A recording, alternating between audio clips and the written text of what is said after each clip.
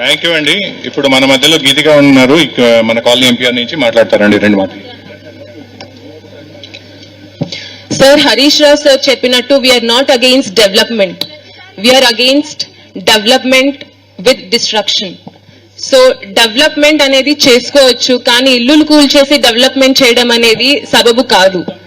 తెలంగాణ అనేది ఇప్పుడు హైదరాబాద్ అనేది ఒక కాస్మోపాలిటన్ సిటీ కింద డెవలప్ అవుతున్నప్పుడు, కాస్మో క్రౌడ్ ఈ అపార్ట్మెంట్ లో ఉన్నప్పుడు కాస్మో క్రౌడ్ కి ఈ గవర్నమెంట్ మీద ఎలాంటి నమ్మకం కుదురుతుంది?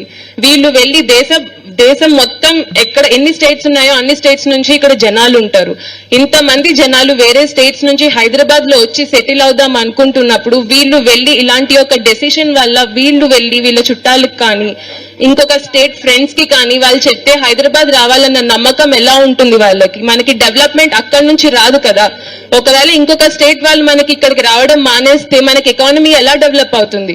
ఇలాంటి డిస్ట్రక్షన్ ని ఆపండి. ఇక్కడ మూసి ఉంది, మూసిని డెవలప్ చేయండి. కంపు కొడుతోంది, దాన్ని డెవలప్ చేయండి. మస్కిటోస్ ఉంటున్నాయి, దాన్ని డెవలప్ చేయండి. కానీ ఎంపీఆర్ ని మాత్రం పడగొట్టి డెవలప్ చేయొద్దు. Thank you. థ్యాంక్ యూ అండి. ఇప్పుడు మన మధ్యలో సావిత్రి గారు ఉన్నారు, ఒకరు ఆర్మీ వెటరన్ వైఫ్ అండి.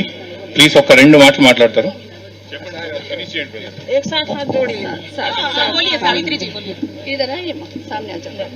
मैं एक फौजी परिवार से बिलोंग करती हूँ, फौजी की पत्नी हूँ. उस नाते से मैं सभी अपने फौजी भाइयों की तरफ से, सभी सिविल भाइयों भाई बहनों की तरफ से एक साथ नारा लगाना चाहती हूँ. नारी शक्ति, नारी शक्ति, हर घर की शक्ति, हर परिवार की शक्ति, हर समाज की शक्ति.